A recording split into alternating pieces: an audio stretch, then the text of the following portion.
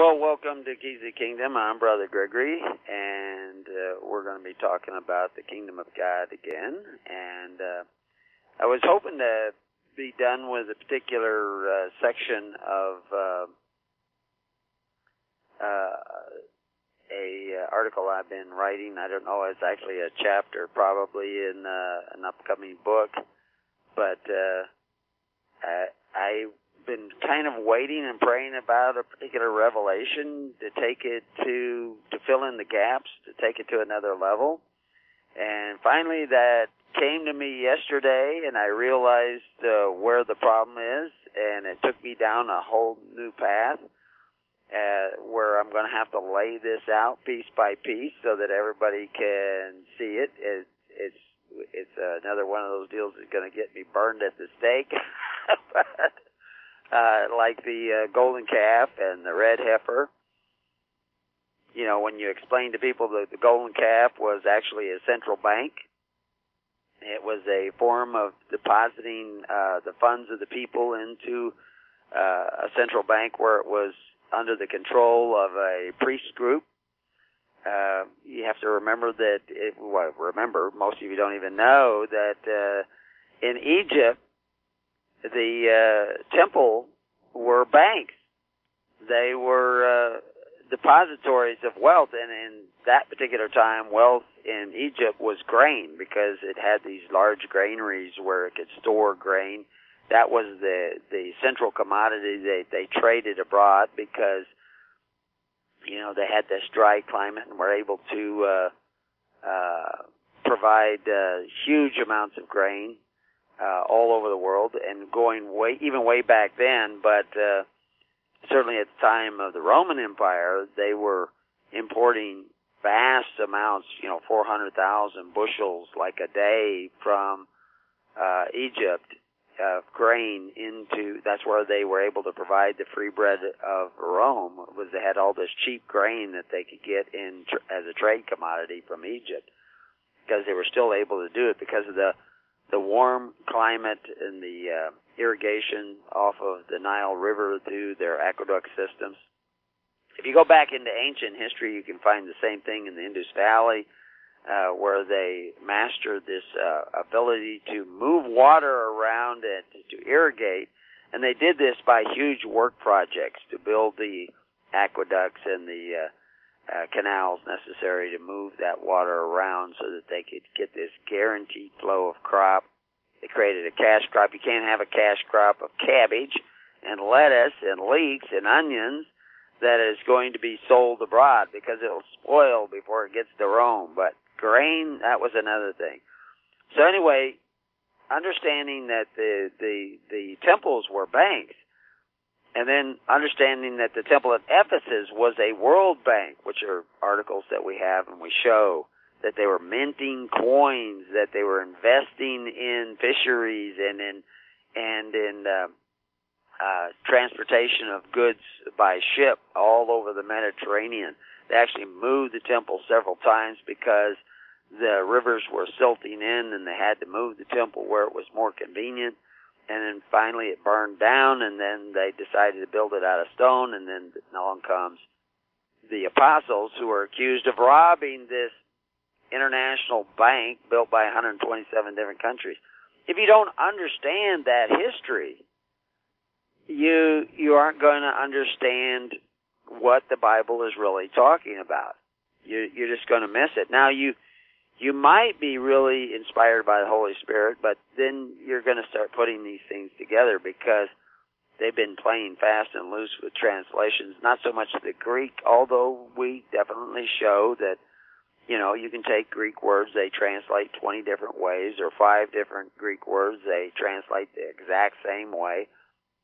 And this is going to, bit by bit, it's going to lend itself to channeling your doctrines and your dogmas in particular directions, and you're going to miss the whole thing because you don't understand history. So, that's why we went and wrote the article on red heifers. The red heifer had nothing to do with a red cow or, a springing cow, a springing heifer.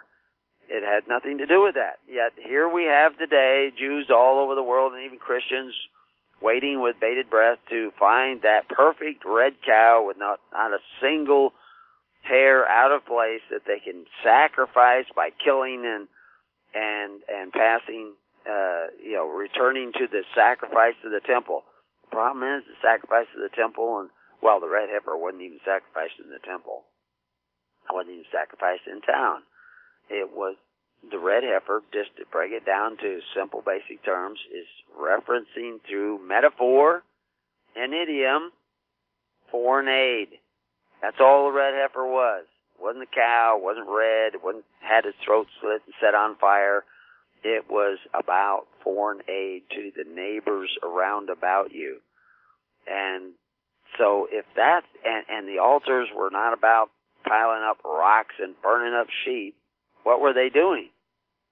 And what was the scapegoat, which is what I've been kind of working on. Why did they have this scapegoat, and where did this whole idea come from? Because it's only mentioned a couple of little places in the Bible. We don't really see anywhere where they're actually doing this supposed ritual. And it came about because of Aaron's son, Nadab and Abihu, used strange fire in a sacrifice. And they died mysteriously. And so then, in order to carry that out and fix this problem, Aaron was going to sacrifice this goat and then get another goat that they drive out into the wilderness, and then that goat dies somewhere out in the wilderness with all the sins of the people, and all very confusing, very bizarre. And I'm sure the goat was not going to be cooperating. If you live anywhere where there's kind of an oasis of green grass and what have you, and you try to drive a goat out into the desert, you can take him a long ways out. He's going to be back the next day. Unless you tie him up and then kill him out there or something. What was that really all about? And then how was it fixed by this sacrifice and this grinding the incense into fine particles? And what were the censers? And what was the incense? Well, the fact is, we'll go into this in greater detail, but the word goat in Hebrew is also the word strength. And the word incense is also the word for joined together.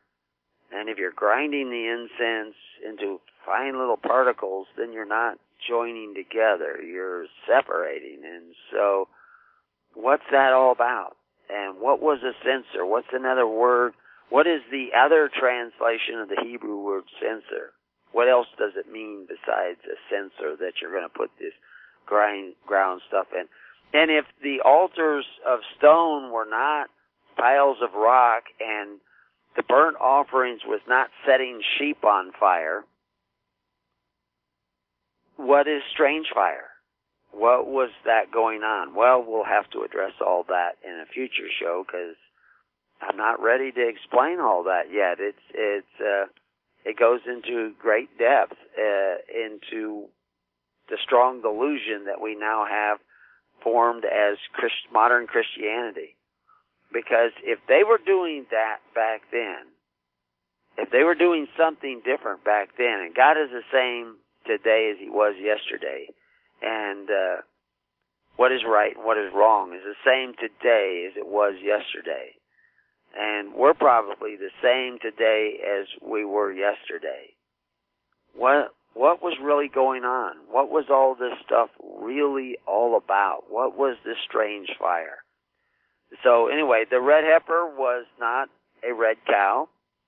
It was foreign aid. And if you don't believe that, go read the article and find out where we're wrong and bring back a reasonable argument where we're incorrect. Don't just tell me, well, that's not what everybody told me, because that isn't enough. That's not going to convince me because somebody told you something. You lack knowledge. We're sharing knowledge with you. And if the golden calf was a one purse again, there's another thing in Proverbs. They talk about having one purse, consent not. And why do you have one purse? To get some sort of gain?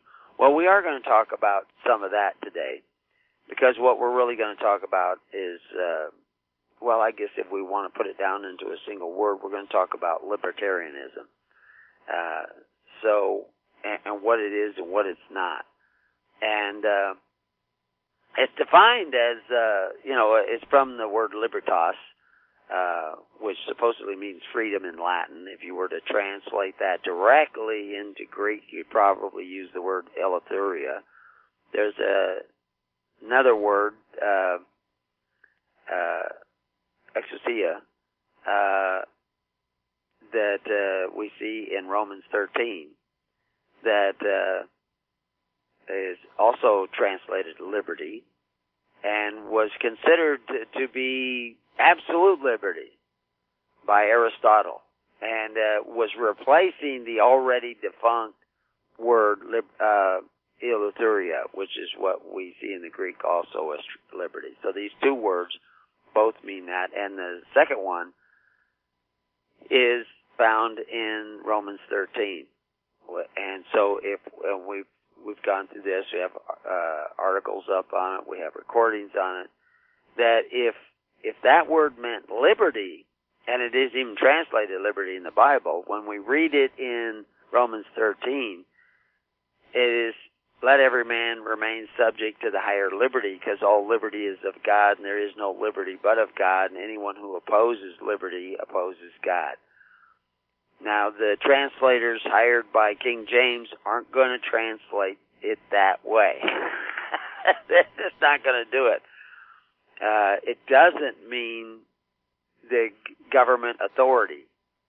Absolutely nowhere. Most of the time you see it in the Bible, it's Christ referencing his position of power. And it means, it's defined in the Strong's Concordance, is the power to choose. That's what power it is. It's not the power of government, it's the power to choose. Well, the power to choose was in your hands originally. In the natural state, as free souls under God, the power to choose is is within you. Now, you can get to choose to do what God wants you to do, or you can just choose to do whatever you want to do, and you are free to do so. But one will, if you go against whatever this heuristic thing is we call God, if you go against the character of God, you will pay the price according to the law of nature, because we live in a cause and effect universe. If you go a certain way in your libertarianism, and there's a lot of different ways to go in libertarianism, you will find yourself eventually between a rock and a hard place. And so we're trying to encourage you to make the right choice, but we are absolutely happy to allow you to make that choice. So you have to figure out what choice that would be and how that choice would work. So again, libertarianism is defined by some as a collection of political philosophies and movements that uphold liberty as the core principle. Libertarians seek to maximize political freedom and autonomy, emphasizing freedom of choice, voluntary association, and individual judgment. The interesting thing is that when you talk about these, a collection of political philosophies and movements, some of these are really quite contrary to liberty whatsoever and choice. And they actually bring you into greater and greater bondage. They're promising you liberty, but they themselves are workers of iniquity. And so anyway, if you who don't know, I'm quoting the Bible. They promise you liberty, but they deliver you into corruption. Who is that, and what is that all about, and how does that work? That's what we're going to be exploring a little bit. I saw briefly, and I thought I would quote from it, a little bit, except for I didn't say the quote, so I'll have to do it from memory. But somebody was out interviewing young people about socialism and whether socialism was or good. It was Glenn Beck or somebody. It wasn't Glenn Beck doing it. Some reporter that works for Glenn Beck. And the answers were. It's just painful to listen to these answers that these guys were coming up with, because they have no knowledge of history. I actually am going to sit down and have dinner, I think next week, with a principal who was a principal for years of schools, and I've had these discussions, and he still wants to talk to me more. Where I said, no, schools are terrible. They're absolutely horrendous. They're horrible. The education they've been imparting has been destructive, because the kids are coming out of high school and going into college with no knowledge of history, no knowledge of what works and what did not work in history, and why they didn't work. They've been literally dumbed down. A sixth grader had a better education than most back in the 20s, had a better education than most high school students do today. Certainly an eighth grader. I mean, you couldn't pass. Most kids coming out of high school today couldn't pass eighth grade exam from the 20s and 30s. They don't have the same math skills. They have a bunch of information in their head and arrogance sometimes, but they really are really dumbed down, don't understand work ethic. It's really a mess. Now, there are kids who are actually doing really well. I mean, I have a grandson who actually attends public school, very tiny little public school. I mean, has graduating classes of like 7. And he's already doing work way beyond his grade and wanted to skip the next grade. And so they made him give a dissertation as to why he wanted to skip that grade to a principal. And I guess they're probably going to let him do it. But he's just bored senseless in school, because it's all about dumbing your kids down and making you think that they're really, really smart. And they end up coming out of high school not understanding anything about history. So anyway, back to this libertarianism, and we're going to be touching on different points of history as we look through this, and the way in which certain people approach the present is very dependent on our understanding of the past.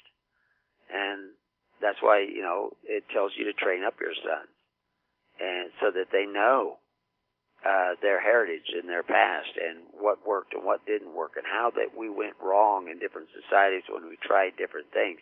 And once you understand that, when people come up with ideas like having one person socialism, you don't have to point to Venezuela. You just know it's wrong.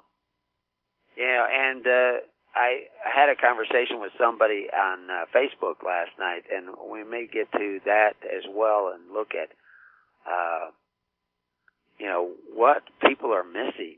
And it's really I actually had somebody call me earlier this morning. I think they called from Illinois.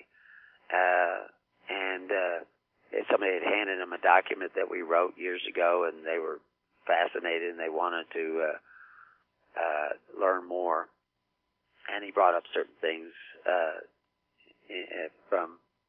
he wanted to know a little bit about us that wasn't covered in that document, and he was pleased to find out my answers to it. But he hasn't even really scratched the surface of what people don't know, because we do lack knowledge. So anyway, 2 Peter says in 2:19, while they promise them liberty, they themselves are the servants of corruption. For of whom man is overcome, of the same he is brought into bondage. So you have to be very careful when people are talking about libertarianism. And because they're promising you liberty, they're talking about liberty. But the same can be said of socialism, because socialism promises you democratic socialism too. Promise you from liberty from want, liberty from fear, liberty from anxiety about where your next meal is coming from, because you're going to all have one purse and you're going to have gain. If we read the verse before that, which is verse 18, or maybe we can go all the way to 17, these are wells without water, clouds that are carried with tempest, to whom the mist of darkness is reserved forever. They're going to be blind. They're not going to see. For when they speak great swelling words of vanity, they allure through lust of the flesh, through much wantonness, those who were clean escaped from them who lived in error. Now, it's Peter who forecasted or prophesied that we would become merchandise, human resources, that we would be entangled again in this yoke of bondage, that we would even curse our children, curse them with debt, all of which is taking place today. Yeah, and which takes me back to the Facebook post, which was dealing with Matt. I have his name here. Matt. Oh, there it is. Matt Whitman, who has the 10-minute Bible hour, and he has a lot of things.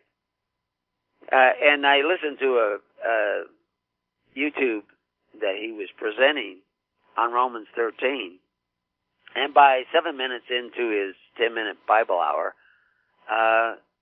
he was talking about the church and correlating the Constantine church as if it was the church, but it was going down these other paths. But that's not the church.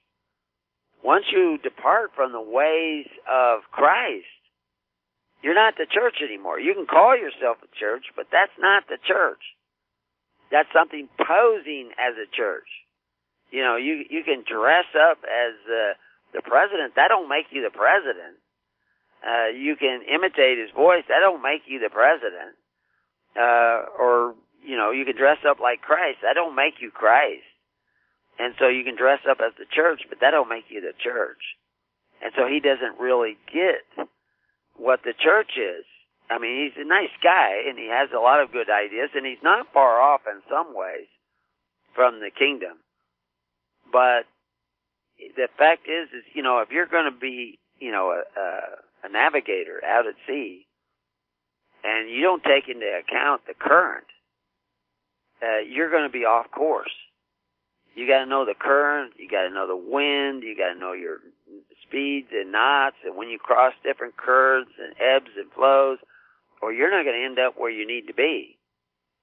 And what you need to be more than anything else is following the Holy Spirit. And the problem is that we have this tendency to try to create a series of rules and regulations and patterns of behavior, and everybody's supposed to fit into that. And we, in order to identify those things, we put labels on, you know, like this is a church, and if you go here and you read the Bible and you do this, and this, you're a Christian. Since the beginning of time, kings have sought it, nations have fought for it. It has been traded, it has been borrowed, it has been purchased, it has been stolen. There's a reason for it. To secure the blessings of liberty to ourselves and to our posterity. Invest with the security of gold and silver. Call Discount Gold and Silver Trading at 1-800-375-4188 or visit discountgoldandsilvertrading.net. Listen to Financial Survival with your host Melody Cedarstrom right here on FirstAmendmentRadio.com at 4 p.m. Eastern or 1 p.m. Pacific Time. Visit discountgoldandsilvertrading.net or call Discount Gold and Silver Trading at 1-800-375-4188. Toll free 1-800-375-4188. 100% sponsored by you, the listener, on this First Amendment Rights Media channel. You will notice that there are few commercials on this radio network. There's a good reason for that. Corporate advertising dollars come with strings that limit program content. So without your help, these programs cannot continue on satellite, internet, or our several affiliates. If you benefit by the educational law programs, we ask you to give. If you are admonished or nurtured by the Bible and ministry programs, we ask you to give. If some voice a cause that you are passionate about, we ask you to give. If you believe in any of these, we ask you to support them as you would a missionary on a continual basis, as if giving a tithe for missionary radio. These programs are not commercially viable and must be supported by those faithful to the cause of truth. Look for the button to sponsor your favorite programs at our listen and schedule pages on the Internet. We will also give you unlimited archive access to all of our programs. We're asking you to give much less than a tithe, so that you may also send support directly to a particular program host, cause, and anywhere else the Spirit may lead you. Do all to the glory of our God and Creator, for His holy nation, the only kingdom that will last forever. Thank you for listening.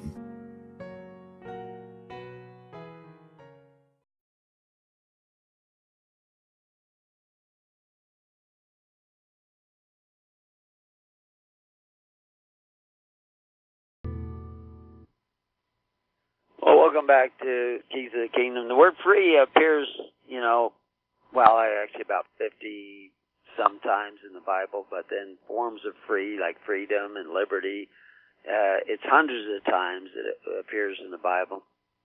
In the New Testament, many times you find it in Corinthians and Galatians and Romans. And it talks about, for when ye were servants of sin, ye were free from righteousness. Well, that's not the freedom you want, is to be free from righteousness. Being then made free from sin, ye became the servants of righteousness. Well, that's what you want to be, and if you're not servants of righteousness, not servants of men, but servants of righteousness, you will not remain free. And so anyway, that's why we're going to take a look at libertarianism, because libertarianism is supposed to be about freedom, right? As free and not using your liberty for a cloak of maliciousness, but as a servant of God. So that's, again, going back to Peter saying things like that. So this idea of freedom is core. But yet we see there is neither Jew nor Greek. There is neither bond nor free. There is neither male nor female, for you are all one in Christ Jesus. Well, that's another important idea, that your freedom isn't dependent upon a particular state or status or place that you are in the world. I mean, you could be born into bondage. You could be born into debt, or you could go into debt. And if you're in debt, you're not free anymore. You're a bondsman. You are now bonded to fulfill the debt. You took something from somebody, and now you owe them money back because you agreed to take that something. So you're not free. So debt is a form of bondage, and you must pay your debt. I mean, that's the law of nature. Now, this is the cause and effect universe that you're in. And if you think you can get away with not paying your debt, well, guess what? Things are not going to work out in your favor in the long run. Stand fast, therefore, in the liberty wherewith Christ hath made us free, and be not entangled again in the yoke of bondage. Yet people are entangled again in the yoke of bondage, which is, Matt Whitman doesn't seem to even notice the fact that everybody in the world today are back in the bondage of Egypt. They don't own their land, they don't own their labor, they don't own their children. They can take your children away and force vaccinate them, and you don't have any say-so in it. You can say, oh, that's an outlaw government. But the reality is that's not an outlaw government. That's the government you have created because you look to them to be your benefactor. And you think that, oh, well, I changed my mind, so if you go borrow money and you say, I'm going to pay you back, but then you go and spend all the money, and now you can't pay them back, they got you. You owe them. They can now come and take what they want from you, to get that debt paid back, because you got their stuff. The stuff you bought, that belongs to them, and they can come and take it. And that's fair. And people don't realize it, but you're hemming yourself into a spiritual bondage. This is why Christ said, the keys to the kingdom is what you bind on earth is bound in heaven. What you loose on earth is loosed in heaven. You create these covenants. Thou shalt make no covenants with them. You create these covenants. You apply for those benefits. You're a lover of the wages of unrighteousness. And so you're brought again into this yoke of bondage through your Peter says it several places, through covetous practices. Because you desired benefits at the expense of your neighbor, you went into bondage. So now you say you want to be a libertarian, whatever the heck that is. So anyway, like I said, I just gave you one definition of a libertarian. But it says that it's a collection of political philosophies and movements. So these movements aren't all the same. And so they're not all really about liberty. And so, you can look at the right libertarians who developed in the United States around the mid-20th century from the works of European writers such as John Locke or Friedrich Hayek or Ludwig von Mises, and is some of the more popular concepts of libertarianism throughout the world today. It is commonly referred to as a continuation of or radicalization of classical liberalism, whatever classical liberalism is. And we have a page up that talks about some of these things. But left libertarianism encompasses those libertarian beliefs that claim the Earth's natural resources belong to everyone in an egalitarian manner, either unowned or owned collectively. Well, unowned, that's where everything is before man was put here. But then we were told to dress it and keep it. Well, the fact that we were told to keep it is suggesting that there was some sort of ownership when man was put here, or evolved here, or whatever you want to think. But man was now here having some sort of power of ownership. And now, is that so? It doesn't remain unknown, but one of the things that they share with us in the biblical text is that we were to dress it and keep it. We had to take care of it, that's dress it, and keep it. In other words, not lose a right to ownership. But what is ownership? There's degrees of ownership. And this, of course, where left libertarians come in there. They believe that neither claiming nor mixing one's labor with the natural resource is enough to generate full private property rights. Absolutely.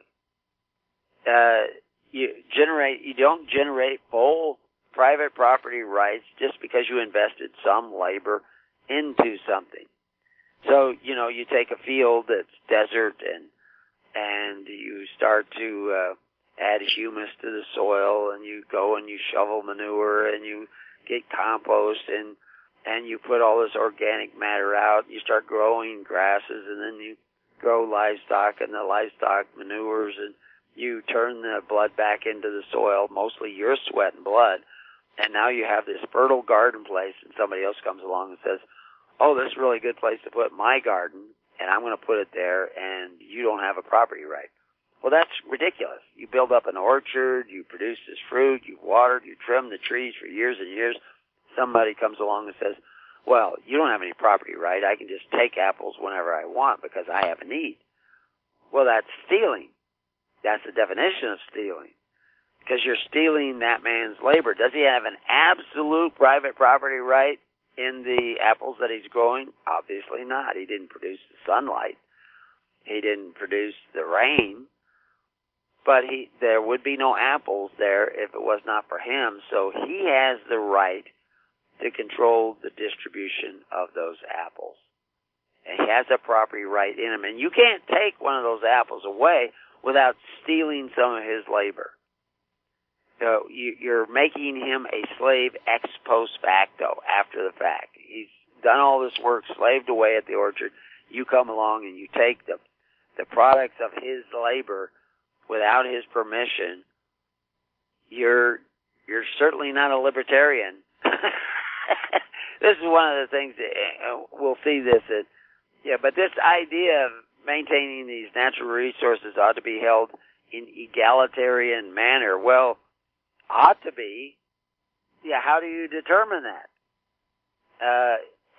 Especially as a collective.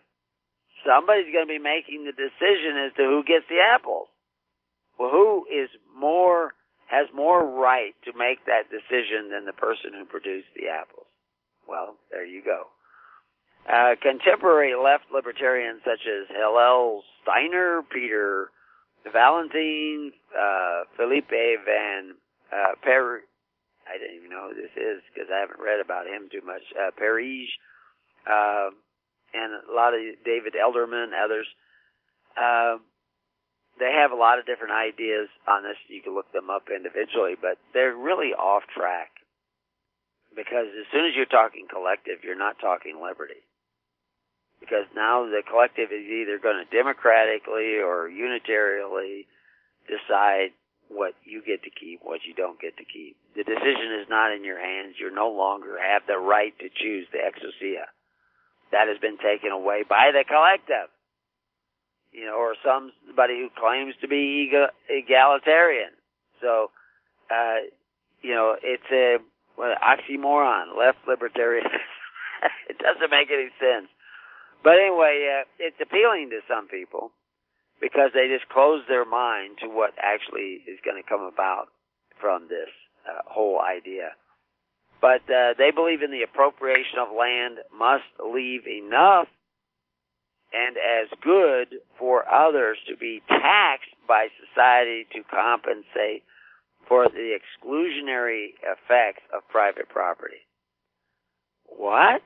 So if you're taxing people in a society, that is not a free society. Absolutely just not a free society. And how can you tax a man on his land unless you have a vested interest in that land? You have some sort of ownership. And of course, if you go look up our articles on legal title, you can see that a legal title is not ownership. It's apparent ownership, but it's not ownership because it carries with it no beneficial interest. You don't have a right to what you produce on that land if you only have a legal title. Legal title is a form of limited lawful title. Unlimited lawful title is it's your land. What you produce on it is yours. But how does that private property right extend to that land? And should it be universal where every piece of land in the world is bound up in that? And in relationship to the kingdom of heaven, were there lands held in common? Yes, absolutely. Was there private land where you could not lose the land? It could not be taxed? Yes. They had a mix of both. What people try to do now is that every piece of land in the United States, supposedly, it's not actually the case, is owned by the state. And this is the way it is in most countries. And you live on that land by government grace, and they will grant you a legal title under restrictions. You don't own the land. Anything you have legal title to, anything that's being taxed, property tax, you don't own it. And it's absolutely clear. People don't like me to say that. They don't like to hear that. But the reality is you don't own that land. Because if you don't pay the taxes, they take the whole land away from you. And they may give you no compensation whatsoever for, even though you only owe a few $1,000s in taxes, they can take the whole thing away and give you nothing for it. That's not ownership. That's the result of a legal title. You don't know that because you all went to public school and you're not being taught the truth. You're being taught how to be slaves. And that's what you do in public school. Now, most of the people I know who are public school teachers, they're not going to, oh, that's ridiculous. But you tell me that you're not in the bondage of Egypt now, where they can take 10%, 20%, 30%, 40%, 50%, 60% of your labor away from you. They can tax you on your land. They can tax you on your children. They can tax you on everything. You're not free. You're maybe comfortable, but you're not free. So anyway, let's go back to look at the difference between this right and left libertarianism, because it's very interesting. We're going to tie all this together, but I have to give you some groundwork. Right libertarianism maintains that unowned natural resources may be appropriate by the first person who discovers them, mixes his labor with them, or merely claims them. Now, there's varying degrees of that. They're saying or, not and merely claims them, without the consent of others and with little or no payment to them. So in other words, if you, and this is actually the way it was, like deer, they don't regulate hunting or actually they don't regulate the deer. The deer don't really belong to the queen, like it did in the days of Robin Hood. The deer was wild, and it belonged to whoever could catch the deer.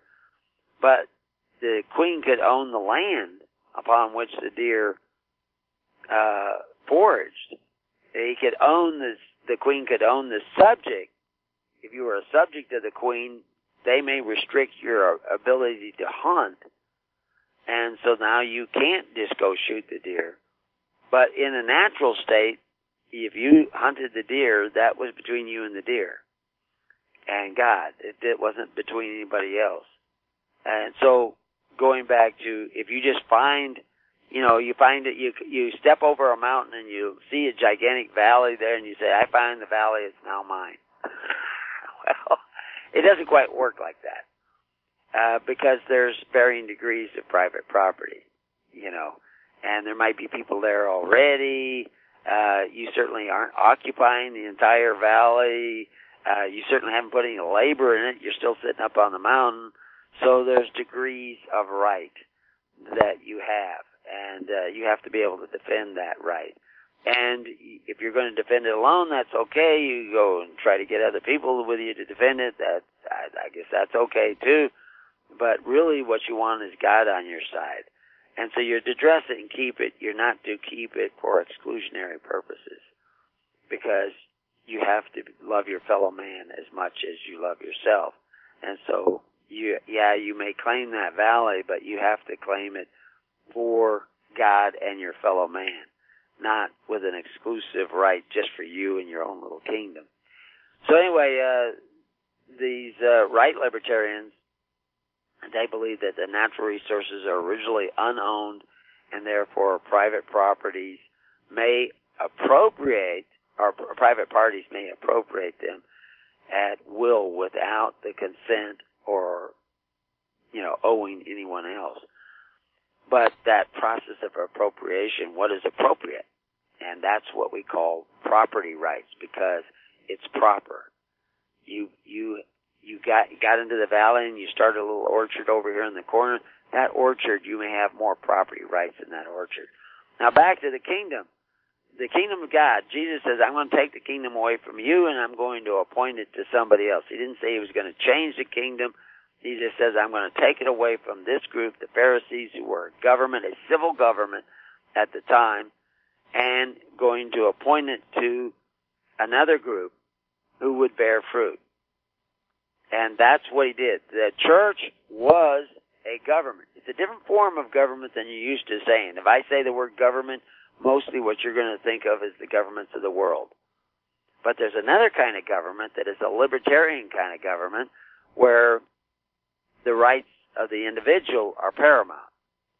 The civil power is not in the hands of a short little central body. It's in the hands of every man.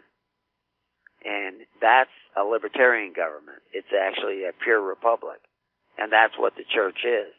But the church is a division of two groups of people, and a lot of people aren't going to like this, but we'll get into that and explain what we mean and what that division is.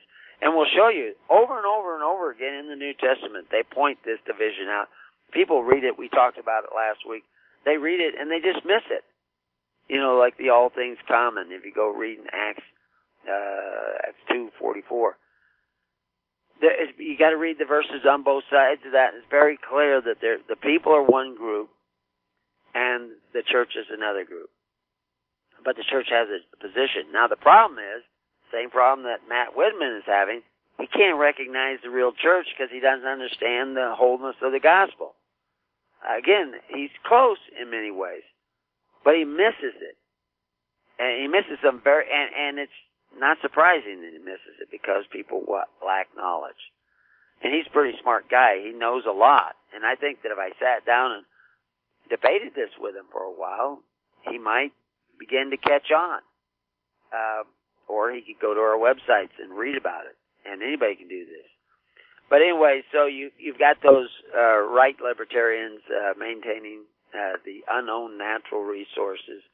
You can develop a property right in them. But again, like I said, in the kingdom you have a mix of both. But you also have a division of both. Then you have other anarchist libertarians such as Emma Goldman. When you start getting into the word anarchist, which doesn't mean no state. It means no ruler. But there is no such thing as no ruler. What they mean is no ruler over others. You have to be the ruler over yourself.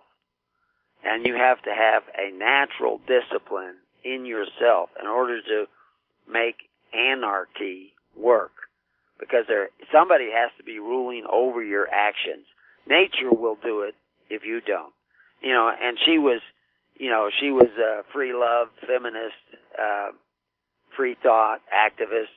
But they even got into, some of the people following Emma Goldman, I'm not going to say she did this, but got into the idea of chucking bombs at groups, you know, and violently overthrowing the state, et cetera, et cetera. Well, if you're out there breaking windows or chucking bombs or trying to overthrow the state or destroy the state, you're not a libertarian. You're not even an anarchist, because throwing bombs and breaking windows, that's archy. That's exercising power over other people. You know, going in and, you know, you don't like his orchard, so you're going to cut down the trees and burn them. Well, that's not anarchy. That's you being an anarchist. You're trying to exercise authority over his labor, what he has produced. You're breaking his window. That's not anarchy. And so people don't really understand that. We have a big page on, you know, Christ was an anarchist because the kingdom he appointed, he says, you're not to be like the governments of the Gentiles who exercise authority one over the other. So even though he appointed them a kingdom, they weren't archists. They weren't rulers. There were no taxes. They didn't tax anybody's land in the kingdom of God. There were tithes, but those are free will offerings. And people were just supposed to come together. You know, they were to make the people sit down in tens, hundreds, and thousands. How do they do that? Do they get a bunch of handcuffs and chain you together in the tens, hundreds, and thousands? No. They just say, if you don't sit down in the tens, hundreds, and thousands, you ain't getting no loaves and fishes. That's just it. You have to sit down in the hundreds and thousands, tens, hundreds, and thousands before you get the loaves and fishes. That was commanded by Christ. Matt Whitman doesn't even make mention of this. He doesn't seem to understand it. He's going around, you know, trying to, you know, misidentifying what the church is, thinking, the Roman Catholic Church and the Constantine Church and the Protestant churches, that they're all churches. If they're not doing what Christ said, they're not the church. That's it. That's just it. You have to do what Christ said in order to be the church. And that's how you can tell who the church is and who the church is not. Because if they're not doing what Christ, by their works, you know, hey, that's not it. You better keep looking until you find it. So many libertarians are anarchists and believe the state inherently violates personal autonomy. No, it doesn't. If all the people who followed after Cain and created a city-state, that was their choice. Anyway, the left libertarians who are anarchists believe that the state violates its personal autonomy, and it doesn't. Because people willingly give up their personal autonomy in order to obtain the benefits of the state. And they have every right to do that, and Emma Goldman doesn't have any right to go around and stop people from doing that. They have every right to do that. And that's why Christ is out there preaching the gospel of the kingdom and is not talking about tearing down Caesar. Give to Caesar what is Caesar's. Give to God what is God's.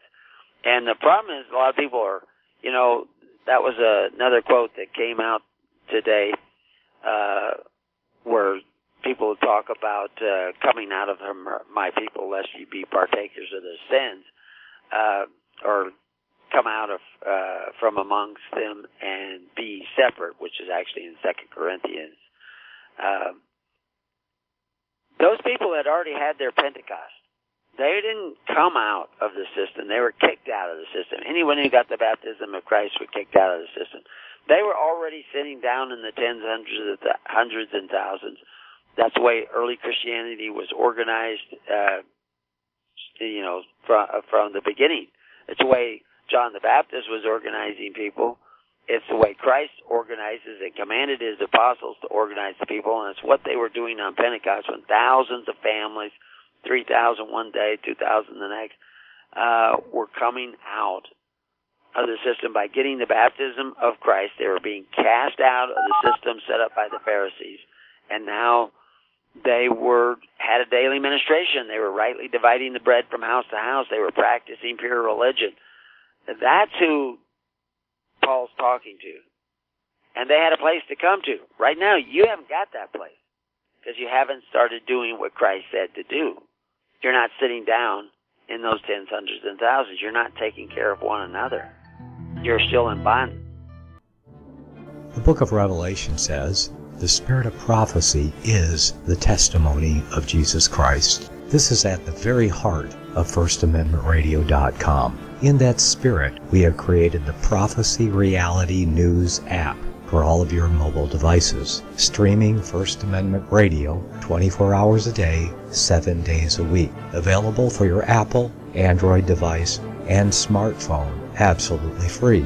Get the Prophecy Reality News app installed today so you can listen to First Amendment Radio wherever you are. The Prophecy Reality News app. Get it now.